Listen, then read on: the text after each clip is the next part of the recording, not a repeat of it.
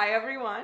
Today we're going to spend some time in my kitchen talking about cookware. So I'm going to show you some of my favorite pots and pans and talk about which ones are worth a splurge and which ones you can save some money on.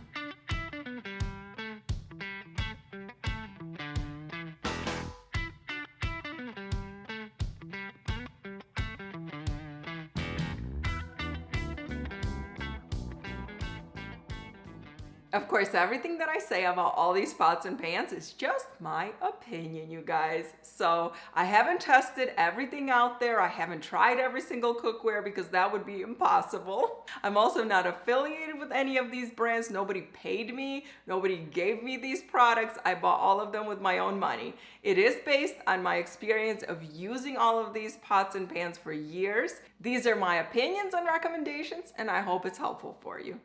For the most part, I'm not a fan of buying a big set of pots and pans. I prefer to make my own set and buy just the pieces that I want because I'm gonna buy exactly what I'm going to use. I have bought sets in the past and then I would still end up buying additional pieces, and then a lot of the pieces that were part of the set I wouldn't use all that much anyway. Today I'm going to show you the pieces that I love and use all the time.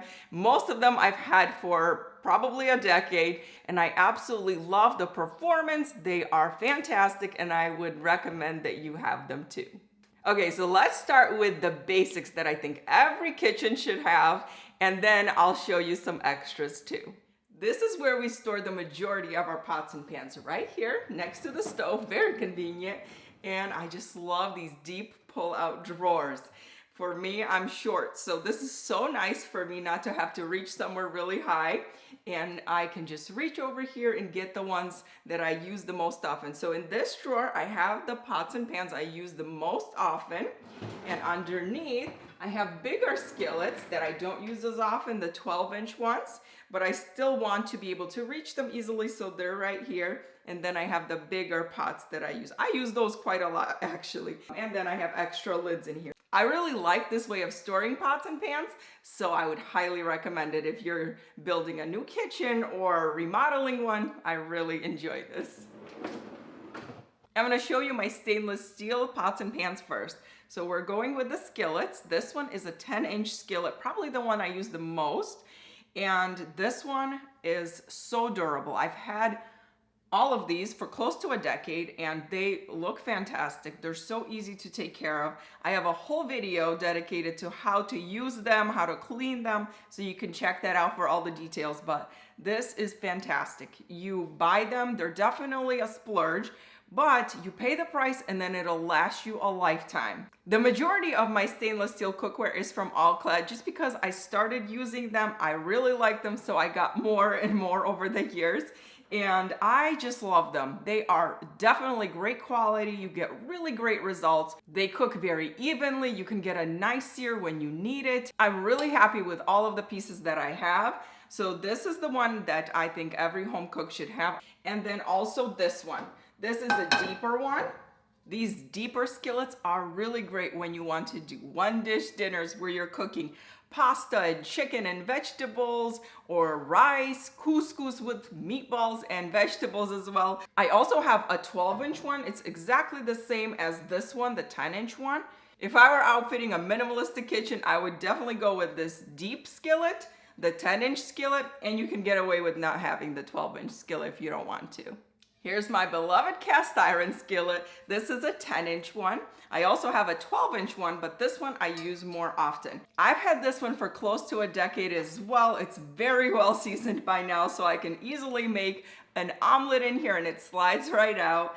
And it also gives you a really great sear. It's very inexpensive. So this skillet does not cost a lot of money. A cast iron is very versatile. You can use it for so many things. Some people use a cast iron for everything and that's all that they use. I like to use a variety of other things too, but I definitely would recommend having a cast iron. I also have a video on cast iron, how to season it, how to cook in it, how to clean it. So check that one out as well if you're interested in getting more details on this one. For a non-stick option for something like crepes and more delicate things that you don't want sticking to your stainless steel or cast iron, especially if you don't want to use cast iron, this is a great option. I really like the green pan. This is a ceramic skillet. It's relatively inexpensive. It works great, gives you great results. I've been testing out different non-stick skillets for about a year now, and I'm really happy with the results of this one. This one is very easy to use. There's not as much of a learning curve of learning how to use it like stainless steel or cast iron. It's great to use for so many different things, and it's also great for reheating food, so this is a great option for the kitchen. Moving on to pots, these are almost all the ones that I have. I've collected these over the years based on the specific sizes that I want for different things. So I have these little ones. These are really awesome for reheating something and for when you cook something like a sauce that you need a very small pot for. So this one is really nice if we need to reheat a little bit of soup for lunch. And this one, if you need to cook a little bit of rice, or like I said, a sauce, or maybe make a pastry cream. These are really nice for that. And I use these almost on a daily basis because I reheat things all the time for the kids, especially since we don't have a microwave. This is really easy to heat up a cup of milk or make hot cocoa and, like I said, reheat things. 3 of these pots are from All-Clad. This one, this smaller one, and this one. And these 2 are from Calphalon. I really like both of these brands. They perform really well. And the thing you want to look for when you're buying stainless steel is to get something that's very heavy duty, either 3-ply or 5-ply, which means that there's multiple layers. It gives you much more even cooking. Your food isn't going to scorch.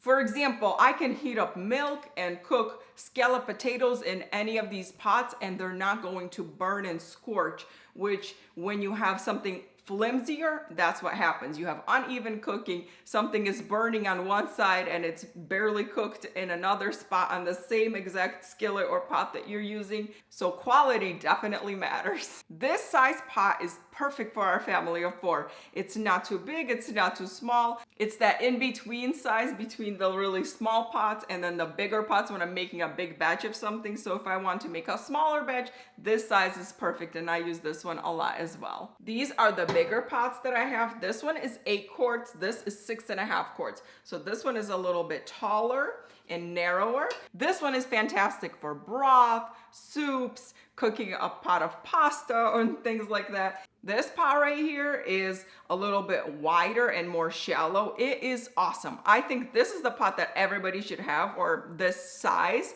And it is just so versatile. It works for so many different things. If you have this pot, you could get away with not having lots of other pots because you can sear things in here. You can boil pasta in here. It's great for sauces, cooking rice, so many different things. I mean, like I said, this is the pot that just works for just about everything. I've had this one the longest from all of them, I think. Yep. I've had this one the longest and I just love it. I've given it as gifts to my sisters when they got married. I gave one to my mom. It is just amazing. I also have a giant 16-quart pot. I store it right here above the oven. And I don't use it very often, so I have it tucked away over there. But I do use it for when I'm making a big batch of broth or compote, when I'm cooking a big giant pot of tomato sauce when tomatoes are in season, applesauce and things like that when I need something really big. If you cook a lot from scratch or you have a big family, a giant pot like that is awesome and it's really great to have. Almost all my pots are stainless steel. I don't have any other kind of material. I don't use nonstick, ceramic, or anything like that for pots. I think stainless steel does a fantastic job for almost everything. The only other type of pot that I have is enameled cast iron. I have 2 different ones. Let me show you. So the first one is from the brand Le Creuset. My husband got it for me for Christmas one year. They have so many different options. Whatever color you like, you can find it. And it's just a showpiece in the kitchen. I think this is 5.5 quarts and it is beautiful. I love this color. I'm gonna set it down because it's really heavy. Cast iron is very durable, it's very versatile, and since it's lined with enamel, you don't have to season it like you would with the cast iron skillet like I showed you. I really enjoyed this Dutch oven and I would recommend it. However, There is a however and a few of them. So first of all, it's very pricey. This brand, there's other brands, so it costs a lot of money. It is durable, so it should last you a long time. But there are cheaper options out there that I think work just as well. Many, many years ago, before I bought this one, I saw a cast iron enamel Dutch oven at Aldi, and I got it because it was like $30 or something. Very, very budget friendly. And I'm very happy with it. It works great. I still have it. And I use this more often than I use that one actually. What I use this the most for is baking bread. So I bake bread all the time, sourdough and yeast bread, and I really like those nice, beautiful, crunchy loaves. And this is what I bake them in. If you want a Dutch oven just for baking bread, I would actually tell you to buy this one. Buy an inexpensive one, it's gonna work just as well, and you're not going to ruin your beautiful, expensive cast iron in the oven when you're cranking it up to 500 and then baking bread at 400, and it's gonna get spots like this. So, I mean, it's not terrible, and I use it all the time. It's not that hard to clean it up, but I haven't cleaned this the last few times that I've baked bread in it. So you see it does get some burn marks right here. It does clean up pretty well with some baking soda and some elbow grease. So this one is $30 and this one, I don't know, it's a couple $100 for sure. These are expensive. I actually bought it at an outlet store. So if you want to get something like this, look for it in outlet stores, in home goods. Sometimes they have them. I personally don't think there's anything wrong with buying an expensive piece of cookware that you enjoy and use all the time. I mean, I have it right here and it's beautiful. It serves our family, but I'm just telling you that there's options like this that work really well too. These two are both Dutch ovens. This is the stainless steel one. This is 6.5 quarts. This is 5.5 quarts. Honestly, I would tell you to get this one. I think it performs much better than this one.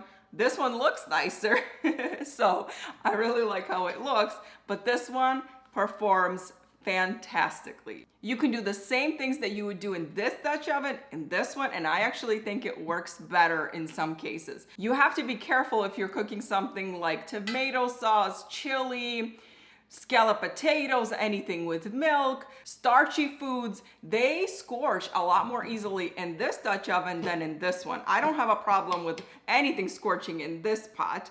And this one, I really have to be mindful and watch it because that can happen often. The only thing that I would not do is bake bread in this Dutch oven. You need the cast iron Dutch oven for baking bread, but honestly, I use the Aldi one anyway. If you want a more high-end option, the Le Creuset is beautiful and I really enjoy using it. But like I said, if you want to save some money, the Aldi one works great too.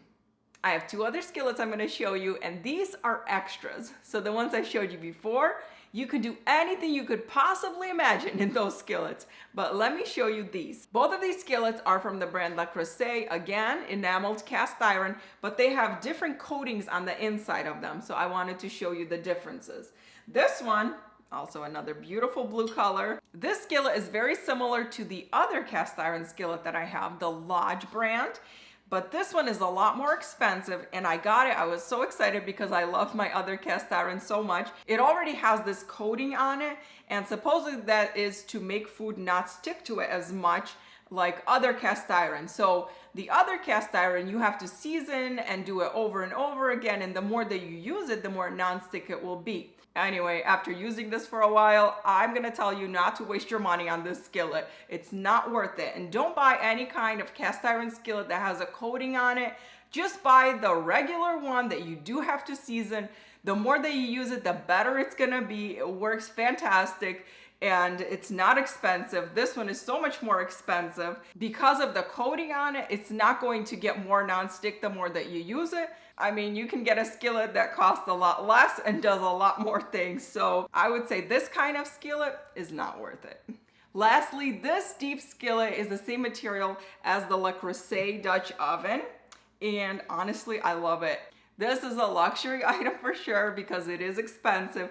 but it performs so well. This was a gift and I'm so thankful for it. I find myself reaching for it more and more. I really enjoy using it. It just does such a good job. It sears chicken really well. Things don't stick to it as much as this skillet, so this coating is so much better than this one. It's really beautiful too. I love how it works and it washes so well. It's amazing. Now you don't want to chip it, you don't want to use something really abrasive to clean it, but honestly you don't have to because it cleans so well. It is really heavy and the handle gets a little hot because I have a gas stove. So those are the cons of it. And then there's some things you can't cook in here. Like you can't do crepes in here, but that's okay because I have other skillets that do that. Is this a necessity? No, but is it nice to have? Definitely. There you have it. Those are all of my favorite pots and pans and the ones that I would recommend. I'll have all of the details, all the links to all of these products or all of the ones that I can find in my website. I'll have all of it listed for you so you can head on over there if that's what you need.